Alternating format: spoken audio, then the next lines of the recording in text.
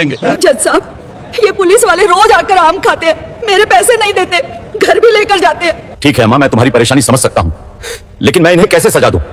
तुम्हारे पास कोई सबूत नहीं है।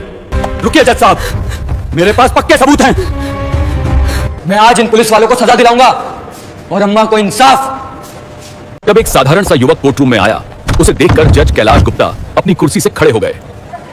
आखिर कौन है ये युवक जिसे देखकर बड़े बड़े वकील भी हैरान रह गए? क्या सबूत है इसके पास जो पूरी पुलिस टीम को जेल भिजवा सकता है? और सबसे बड़ा सवाल, प्रदेश के सबसे सख्त जज इतने भावुक क्यों हो गए? क्या रहस्य छुपा है इस साधारण से दिखने वाले युवक में, जिसने पूरे कोर्टरूम को हिला दिया? गर्मी का मौसम था। चारों तरफ आमों की मीठी खुशबू फैली हुई थी। गांव के किनारे एक छोटा सा आम का बगीचा था। इस बगीचे में दशहरी, लंगड़ा, चौसा और सफेदा जैसे कई किस्म के आम लगे हुए थे। पेड़ों पर पीले पीले पके आम लटक रहे थे। हवा चलती तो पत्ते सरसराते और आम हल्के हल्के झूलने लगते। उसी बगीचे में एक 70 साल की बुजुर्ग महिला रहती थी। नाम था कमला अम्मा। सफेद बाल, चेहरे पर झुर्रियां, कमजोर शरीर, लेकिन आंखों में अब भी मेहनत और उम्मीद की चमक थी। वो साधारण सी मैली साड़ी पहनती थी और माथे पर छोटी सी बिंदी लगाती थी। ये बगीचा उनके पति की निशानी था। 5 साल पहले उनके पति का देहांत हो गया था। उसके बाद से कमला अम्मा अकेले ही इस बगीचे को संभाल रही थीं। सुबह जल्दी उठना, पेड़ों में पानी देना, गिरे हुए आम उठाना, बाजार में बेचने के लिए आम तैयार करना, सब कुछ वो खुद ही करती थीं। इसी बगीचे से उनका गुजारा चलता था, इसी से उनकी दवाई आती थी। लेकिन पिछले 3 महीनों से उनकी जिंदगी में एक बड़ी परेशानी आ गई थी। राजमार्ग पर तैनात 5 पुलिस वाले रोज उनके बगीचे में आने लगे थे। वे बिना पूछे पेड़ों से आम तोड़ लेते, बैठकर खाते और फिर अपने घर ले जाने के लिए कई किलो आम भर लेते। कमला अम्मा डर जाती थीं, वो कुछ कह नहीं पाती थीं। पुलिस से कौन उलझे? शुरू में उन्होंने सोचा शायद कुछ दिन में ये बंद हो जाएगा, लेकिन दिन हफ्तों में बदल गए और हफ्ते महीनों में। पर यह सिलसिला नहीं रुका। हर रोज वे पुलिस वाले आते, कभी दोपहर में, कभी शाम को, जब मन करता तब। कमला अम्मा बस चुपचाप देखती रहती। उनकी आंखों में आंसू आ जाते, पर आवाज गले में ही अटक जाती। एक दिन शाम के 4 बजे का समय था। उस दिन कमला अम्मा ने अच्छी बिक्री की थी। उन्होंने पूरे 2000 रुपए कमाए थे। वो बहुत खुश थीं, सोच रही थीं आज दवाई जरूर खरीद लूंगी। उन्हें डायबिटीज और ब्लड प्रेशर की बीमारी थी। हर महीने 1500 रुपए की दवाई आती थी। वो पैसे गिन ही रही थीं कि अचानक मोटरसाइकिल की आवाज सुनाई दी। उनका दिल धक धक करने लगा। वहीं 5 पुलिस वाले बगीचे में आ गए। एक ने हंसते हुए कहा, अम्मा आज तो बहुत अच्छे आम लगे हैं। दूसरे ने पेड़ से आम तोड़ा और खाने लगा। तीसरा बोला, आज 5-5 किलो आम निकाल दो, घर ले जाने हैं। कमला अम्मा के हाथ कांपने लगे। 25 किलो आम, मतलब आज की पूरी कमाई खत्म। उन्होंने हाथ जोड़कर कहा, बेटा आज मत ले जाओ, मुझे दवाई खरीदनी है। यह सुनते ही एक पुलिस वाला गुस्से में आ गया। हमसे पैसे मांग रही है। उसने जोर से चारपाई को लात मार दी। चारपाई हिल गई। कमला अम्मा गिरते गिरते बची। एक ने आम की टोकरी गिरा दी। सारे आम जमीन पर बिखर गए। कमला अम्मा रोते हुए उन्हें उठाने लगी। तभी किसी ने उन्हें धक्का दे दिया। वो जमीन पर गिर पड़ी। उनकी कोहनी छिल गई। लेकिन पुलिस वालों को कोई फर्क नहीं पड़ा। वे हंसते रहे और 5-5 किलो के थैले भरते रहे। कुल 25 किलो आम लेकर वे मोटरसाइकिल पर बैठकर चले गए।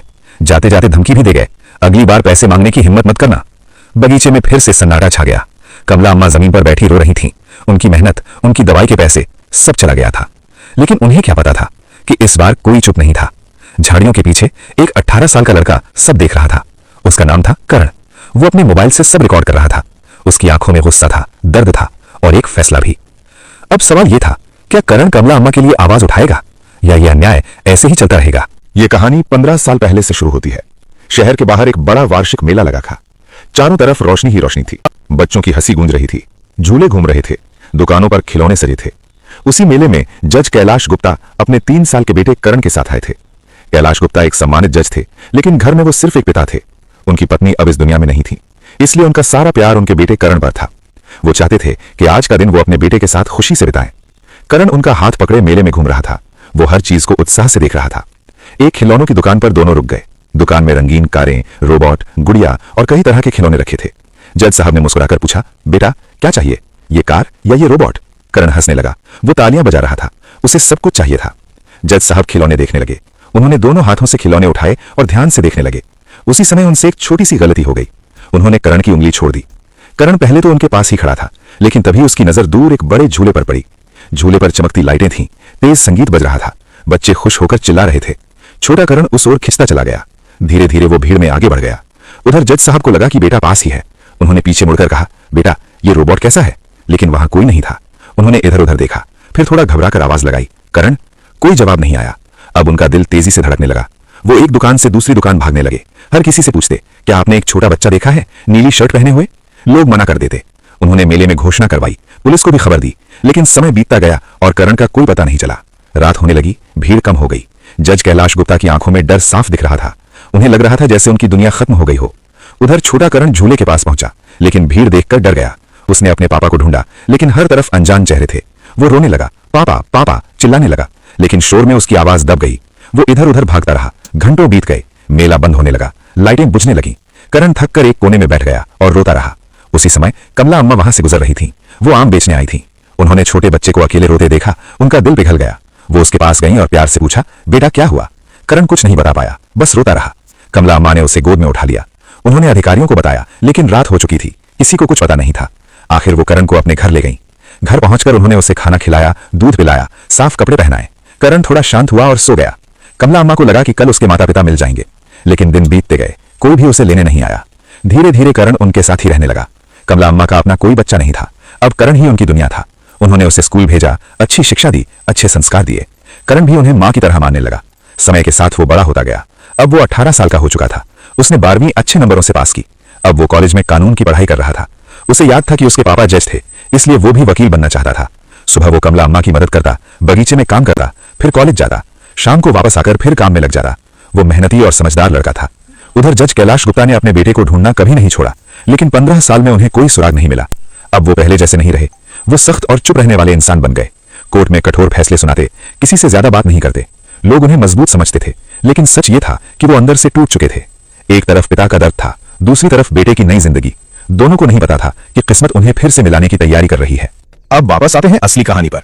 जब करण ने देखा कि ये 5 पुलिस वाले रोज कमला अम्मा को परेशान करते हैं, तो उसका खून खौल उठा। लेकिन वो समझदार था। उसने सोचा कि अगर वो सीधे जाकर उनसे भिड़ेगा तो कुछ हासिल नहीं होगा। वे ताकतवर हैं, वर्दी में हैं और उसके पास कोई सबूत नहीं है। इसलिए उसने तय किया कि वो जल्दबाजी नहीं करेगा, बल्कि पक्के सबूत इकट्ठा करेगा, ताकि कानून के जरिए उन्हें सजा दिला सके। करण के पास एक पुराना स्मार्टफोन था, उसी को उसने अपना हथियार बनाया।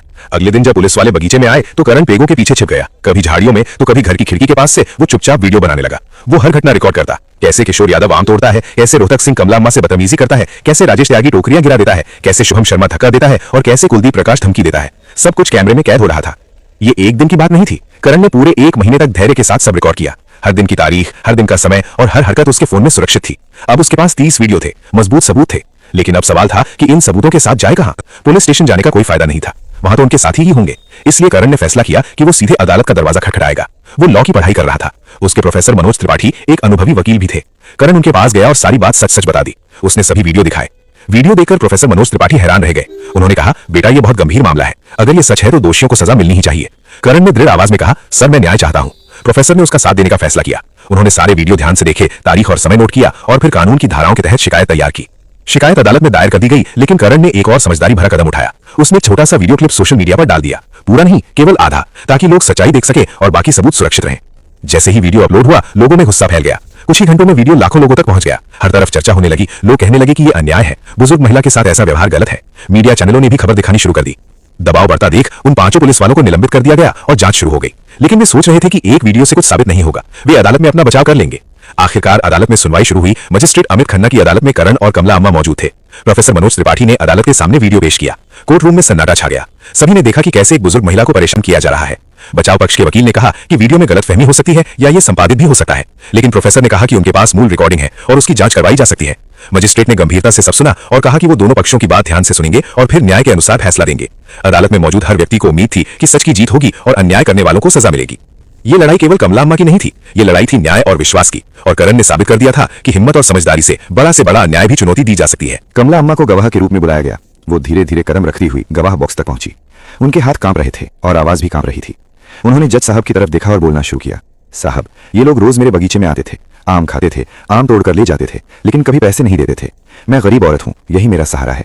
जब मैंने इनसे पैसे मांगे तो इन्होंने मुझे धक्का दिया, मेरी आम की टोकरी जमीन पर गिरा दी, मेरे बाल खींचे और मुझे मारा। मैं बहुत रोई, लेकिन वहां कोई मेरी मदद करने वाला नहीं था। ये कहते कहते कमला अम्मा की आंखों से आंसू बहने लगे। पूरा कोर्ट रूम शांत हो गया। लोगों के चेहरे पर दुख साफ दिखाई दे रहा था।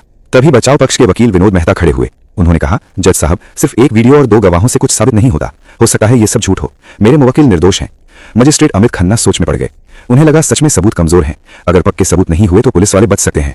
उन्होंने फैसला सुनाना शुरू किया। उन्होंने कहा कि कुछ गलत जरूर हुआ है, लेकिन सबूत कमजोर हैं। तभी अचानक कोर्ट रूम का दरवाजा खुला। सबकी नजरें उधर मुड़ गईं। एक युवक अंदर आया, उसके हाथ में लैपटॉप था। वो जोर से बोला, माय लॉर्ड रुकिए, फैसला मत सुनाइए, मेरे पास और सबूत हैं, पक्के सबूत। पूरा कोर्ट रूम हैरान रह गया। मजिस्ट्रेट ने गुस्से में पूछा, तुम कौन हो? युवक बोला, सॉरी माय लॉर्ड, मैं करण हूं, कमला अम्मा का बेटा, और मेरे पास इन पुलिस वालों के खिलाफ पूरे 1 महीने के 30 वीडियो हैं। ये सुनते ही सब लोग चौंक गए। 5 पुलिस वालों के चेहरे उतर गए। करण ने लैपटॉप खोला और वीडियो चलाने लगा। पहली वीडियो में एक पुलिस वाला आम खा रहा था और पैसे नहीं दे रहा था। दूसरी वीडियो में दूसरा पुलिस वाला बदतमीजी कर रहा था। तीसरी वीडियो में टोकरी गिराई जा रही थी। चौथी वीडियो में धक्का दिया जा रहा था। 5वीं वीडियो में धमकी दी जा रही थी। ऐसे ही एक के बाद एक 30 वीडियो चलती रही। हर वीडियो में तारीख और समय साफ दिख रहा था। कोई कट नहीं, कोई एडिट नहीं, सब साफ था। पूरा कोर्ट रूम सन्न रह गया। मजिस्ट्रेट अमित खन्ना कुछ बोल नहीं पाए। वकील विनोद मेहता भी चुप हो गए।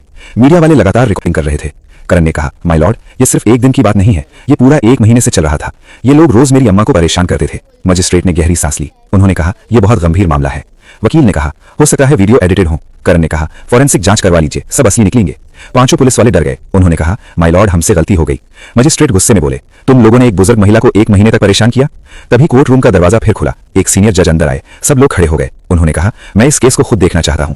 वो बैठ गए और सभी वीडियो ध्यान से देखने लगे। जब उन्होंने वो वीडियो देखा जिसमें कमला अम्मा को मारा जा रहा था, तो उनका चेहरा गुस्से से भर गया। करण ने कहा, माय लॉर्ड, इन्हें कड़ी से कड़ी सजा मिलनी चाहिए। यह हमारे सिस्टम के साथ अन्याय है। जज ने करण को गौर से देखा। उन्हें लगा जैसे वो इस लड़के को पहले कहीं देख चुके हैं। बातों बातों में करण ने बताया कि वो 15 साल पहले मेले में खो गया था। उसे अपने पिता का नाम याद नहीं। जज का दिल तेज धड़कने लगा। उन्होंने करण से उसका दाहिना हाथ दिखाने को कहा। करण ने हाथ आगे किया। हथेली पर छोटा सा काला निशान था। जज ने पूछा, क्या तुम्हारे कंधे पर तिल है? करण ने कहा, जी है।